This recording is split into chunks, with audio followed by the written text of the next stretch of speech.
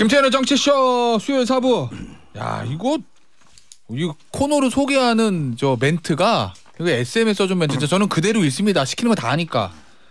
우리가 정보가 없지 실행력이 없냐. 야, 우리가 돈이 없지 뭐가 없냐. 요거 얘기잖아요. 우리가 정보가 없지 실행력이 없냐. 일단 정보는 드린다는 얘기죠. 자, 백공경제 두 분 모셨어요. SBS 한남매 안지원 기자, 한상우 기자 모셨어요. 안녕하세요. 네, 안녕하세요. 야, 그러니까 실행을 하시는 거는 청취자분들이 알아서 하시는 거고 일단 정보는 드린다. 네. 그거죠? 예. 알려는 드릴게. 알려는 드릴게. 네, 이런 겁니다. 알아서들 하세요. 맞습니다. 뭐 이런 겁니다. 네. 그런데 지금 이 코너보다 더 중요한 게 있어. 네. 이 문자를 꼭 읽어야 됩니다. 커피를 부르는 문자예요. 이거는 뭐 9653님. 깜놀, 소름. 식당 왔는데 매일 타사 프로 듣던 집에서 정치쇼 나옵니다. 야. 저희가 노린 게 이겁니다. 그렇죠. 네. 다 잡아먹겠다 이거지. 네. 네. 이런 겁니다. 이런 지금. 분들이 바로 정보가 있는 분들입니다. 그렇지. 김태현의 정치쇼가 이 시간에 왔다는 걸 미리 알고 그렇지. 실행력까지 갖추신 분들. 네. 이런 분들이 돈 버는 거예요. 실행력까지 잘 되신 거예요 이분. 네. 9653님께 커피 쿠폰 제가 2장 드릴 테니까 혹시 그 식당 계속 계시면 식당 그 사장님한테 뭐 좀 한 장 드리고 홍보 좀 해주고 이러시면 감사하다는 말씀을 드리면서 오늘 첫 번째 저희가 드릴 정보는 요거. 근데 뭐 다 알고 계실 것 같긴 해요. 네. 심야 택시. 네, 그렇죠. 심야 택시. 진짜. 어제 대책 나왔죠, 한 기자. 네, 어제 대책이 나왔습니다. 하여튼 택시를 요새 밤에 잘 잡기 힘들다고 하니까. 네, 일단 기본적으로 택시 제가 어제 심야 택시 이거 대책 나오기 전에 미리 인터뷰를 좀 했었는데 시민들 반응이야 뭐 지금 택시 잡기 너무 어렵다. 이거는 뭐 어제 오늘 얘기도 아니고 기본적으로 평균적으로 5번 콜을 부르면 한 번 잡히는 수준이거든요. 근데 뭐 지금 그 정도가 아니고 실제로 아예 못 잡아서 그 한 3시간 정도 밤에 기다리신 분들도 있고 막 그런 상황인데 그 택시가 왜 안 잡히냐 우리가 원인 얘기할 때 네. 코로나 때 택시 안 되니까 택시 기사 하시는 분들이 택배나 대리운전 쪽으로 많이 빠지셨고 네, 그 맞습니다. 수입이 훨씬 좋으니까 네. 다시 택시 기사로 안 돌아온다. 그래서 공급이 딸려서 밤에 안 잡히는 거다라는 게 원인 안 잡히는 원인이라고 그러잖아요. 네, 정부도 정확히 그렇게 판단을 했습니다. 그래서 실제로 택시 기사가 전국적으로 법인 택시 기준으로 10만 2천 명에서 7만 4천 명으로 줄었고 서울 같은 경우가 심각한데 3만 1천 명에서 2만 1천 명, 1만 명이 준 거예요. 30%가. 그럼 대책은 거기에 맞게 나왔어요? 그렇죠. 빠져나간 이유가 돈 못 버니까 빠져나갔으니까 돈 벌게 해주겠다. 네, 지금 뭐 택시비가 현재 OECD 평균의 40%도 안 돼요. 38%밖에 안 되는 싸기 때문에 그거에 이제 맞춰주겠다. 사실 우리나라가 택시가 대중교통으로 들어와 있는 게 아주 전 세계적으로 이례적인 상황인 거는 맞습니다. 근데 또 원래 우리 외국 가면은 좀 고급 그렇죠. 고급 서비스인데 근데 문제는 택시비가 오르면 우리 물가를 자극하는 부분도 있고 또 우리 택시비가 정서적으로 어느 정도 이성까지 해야 된다는 게 있잖아요. 그래서 일단은 돈 많이 벌게 해주겠다. 특히 심야 시간에 택시난이 심하니 일단은 심야 기준을 밤 12시간이고 밤 10시부터 새벽 3시까지 이렇게 정하고 그 시간에는 일단은 택시 기본 요금이 아니고 호출비를 5천 원까지 받을 수 있게 한 겁니다. 호출비를 올린다? 네. 최대 호출비를 5천 원까지 받을 수 있게 하고 그 호출비는 그 우리가 일종의 그 플랫폼 기업이 갖고 간다고 하잖아요. 그거를 갖고 가지 못하게 운전기사가 대부분의 5천 원 콜비 수익은 갖고 가게 뭐 어제는 그런 얘기도 나왔어요. 직접 운전기사님 계좌에 쏴주는 뭐 이런 방식까지 고민하겠다라는 얘기가 나왔었는데 그렇게 하고 그래서 대신 콜비를 올리는 대신 이제 장거리 손님만 골라받지 못하게 목적지를 미표시하는 거예요. 콜을 잡으면은 밤에 근거리도 갈 수 있게. 네, 근거리도 갈 수 있게. 근거리 진짜 안 잡히잖아요. 네. 그래서 그리고 강제 배차죠 일종의 목적지 상관하지 말고 받아라 이렇게 하는 방법이 있고 그다음에 또 하나는 지금 우리 일반 중형 택시에서 대형 택시 큰 택시 있잖아요. 큰 택시가 요금을 이제 기본 요금 6,500원 그러니까 모범 요금 받고 훨씬 더 이제 요금이 비싸거든요. 근데 그걸로 바꾸려면은 택시하고 5년 무사고야 되는데 그 기준을 완화해서 일반 택시도 대형 택시로 쉽게 바꿀 수 있고 진입장벽을 낮췄다. 그렇죠. 전기 수소 친환경 택시 고급 택시로 바꿀 수 있게 한 거예요. 이러면 뭐냐면은 사실은 전반적으로 택시 요금이 올라가는 겁니다. 그렇지. 일반 택시가 다 고급 택시화 되는 거잖아요. 그래서 택시 요금을 전반적으로 올려서 유도를 하겠다 이런 거고 그다음에 심야 시간에 워낙 택시가 안 잡히니까 법인 택시 기사들 밤에 파트타임으로 일하는 사람 뽑을 수 있겠습니다. 그래서 정부에서 이렇게 하면 일단은 지금 서울 기준으로 밤에 5천 대의 택시가 모자라는데 이렇게 하면 한 3천 대 정도는 일단 나올 거다라는 게 정부 판단이고 알겠습니다. 여기서 문제가 하나 더 있습니다. 문제. 서울시가 지금 심야 할증하고 택시 기본료 올린다고 하잖아요. 호출료 5천 원을 올랐는데 심야 할증에 택시 기본료 또 올라요. 심야 할증의 택시 기본요. 네, 그렇죠. 그러면은 일단 기본 요금만 만 원을 내고 타야 되는 거예요. 기본 요금만 만 원. 네, 그렇죠. 그렇게 되는 거죠 기본적으로. 네. 자 일단 요것도 문자 제가 죄송한데 문자 또 읽어야 돼. 박성민님. 택시 타고 출근하는데 김태현의 정치쇼 나와요. 아니 이런 거 너무 좋아. 그렇죠. 자 2장. 네. 박성민님 한 장 드시고 기사님 한 장 바로 들으시고. 네, 이 택시 기사분도 이제 정보가 빠르신 분인 거죠. 다 아는 거죠. 네, 그렇습니다. 네, 오늘 2장 또 나갑니다. 네네. 자 근데 한 기자. 네. 난 너무 재책이 단순하다는 느낌이 드는 게 네. 저는 사실 택시 안 타거든요. 네. 난 차를 가지고 다니고 술을 먹어도 대리운전을 아주 택시 탄 일 없는데 네. 밤에 금요일 밤에 대리 배차가 안 되면 대리기사님 배차가 안 되면 그냥 가격을 막 올려요. 네. 계속 올라가 가격이. 그렇죠. 결국 올리면 배차가 되거든요. 네. 이것도 그거잖아요. 그렇죠. 뭐 야 택시 일종의 니들 집에 갈 때 10,000원이면 안 잡히냐? 네. 20,000원 내. 그럼 택시 잘 잡혀. 네. 그래도 안 잡히냐? 30,000원 내. 요거거든. 네.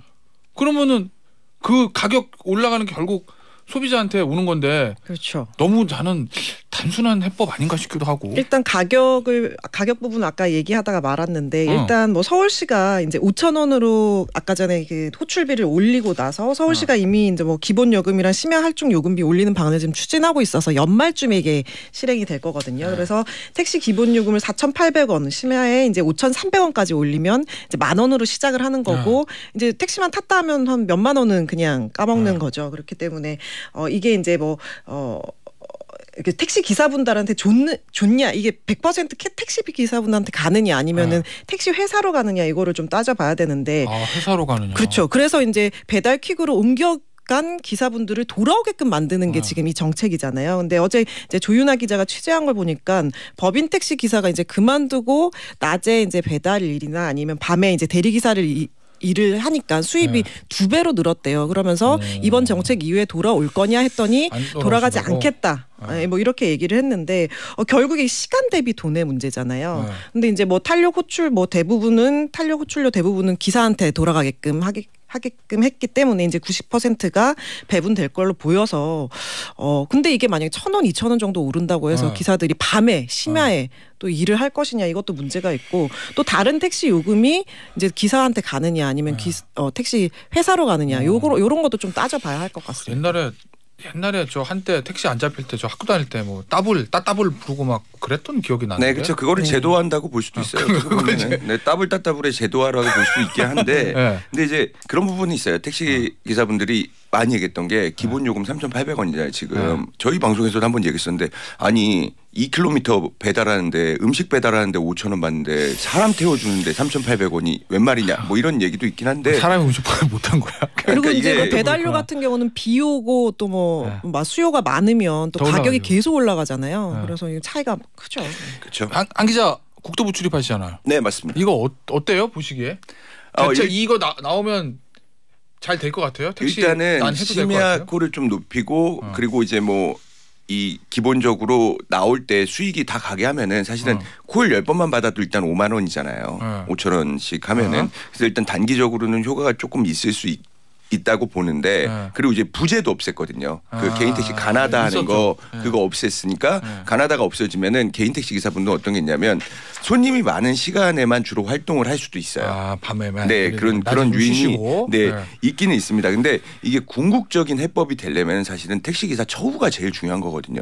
뭐 법인 택시 월급제라든지 여러 가지 안건들이 있는데 그거는 이제 추후에 논의하겠다라고 했어요. 근데 하여튼 중요한 거는 일단 기본적으로는 국토부가 상당한 의지를 갖고 있는 것만은 사실입니다. 상당한 의지를. 네.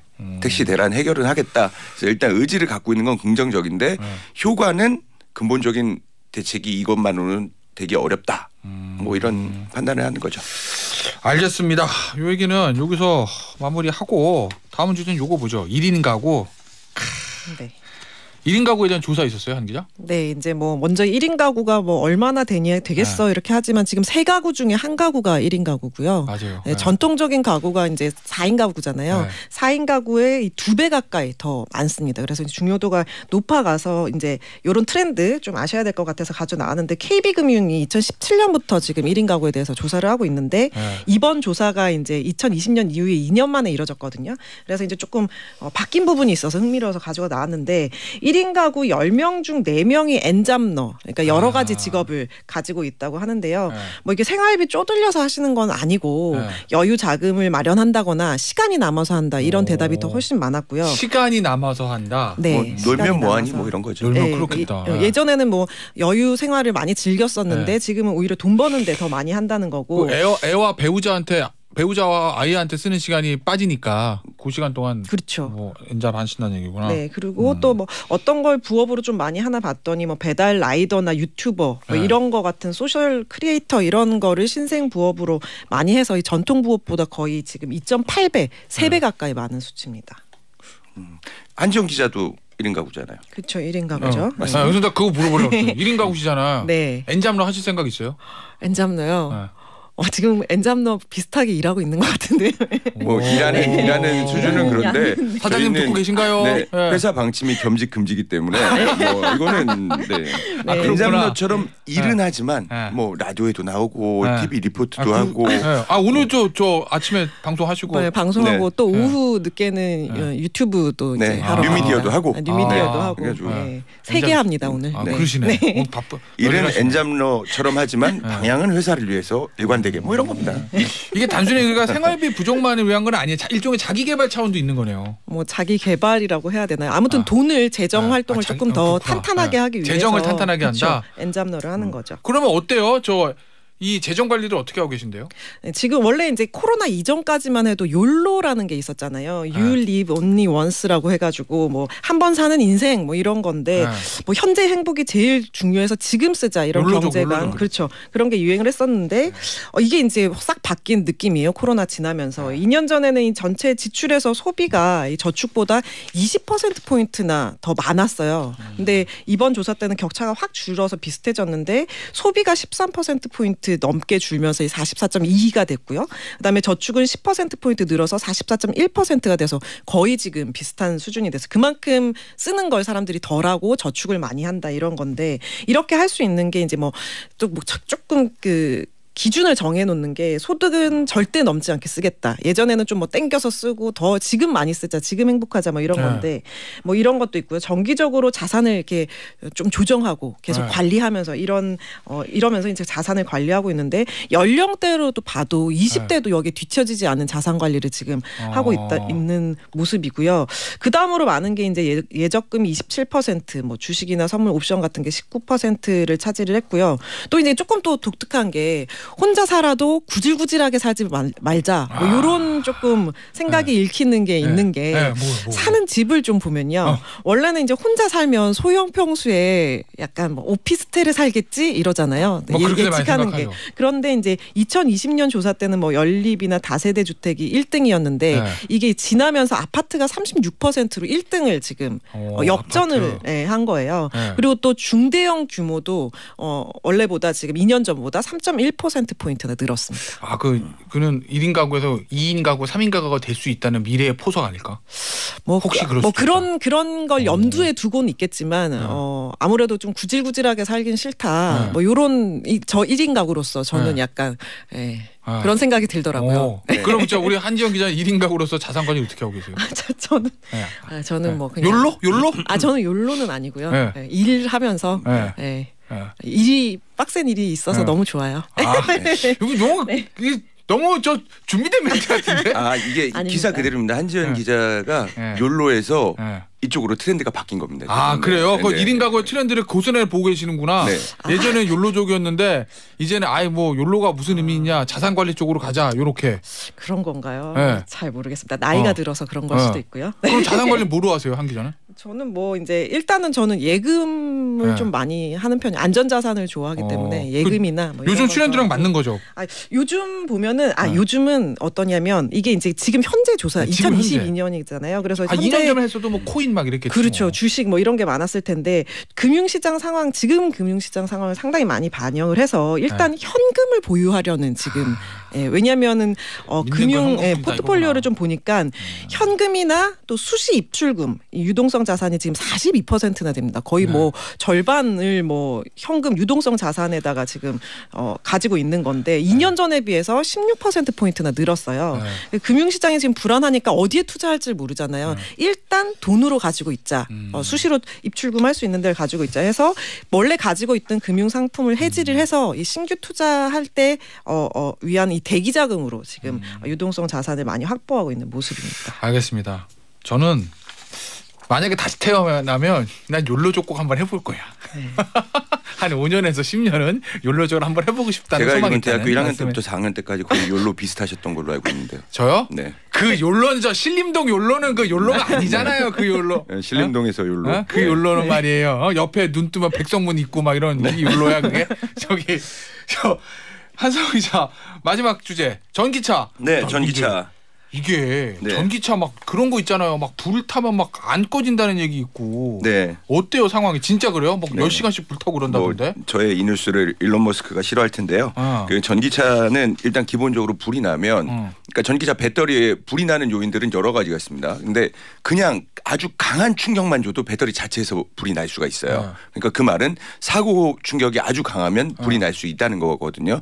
근데 우리 뭐 엔진 자동차도 불은 나긴 해요. 맞아. 다만 끌 수 금방 있느냐 없느냐 차이인데 전기차 배터리에 불이 나면 배터리 셀에서 계속 화학 작용이 나면서 물을 끼얹던 소화기로 분무를 하던 무조건 불이 계속 나는 겁니다. 아니, 진짜 이게- 오랫동안 안 꺼지는 게 저번에 사고 난 게 6월 달에 사고 난 게 있었는데 밤 11시에 이제 사고가 나서 불이 붙었는데 3초 만에 전체로 다 붙고 그다음에 불을 끄려고 새벽 6시까지 불이 안 꺼지고 있었다는 거예요. 아니, 이게 이해가 안 가요.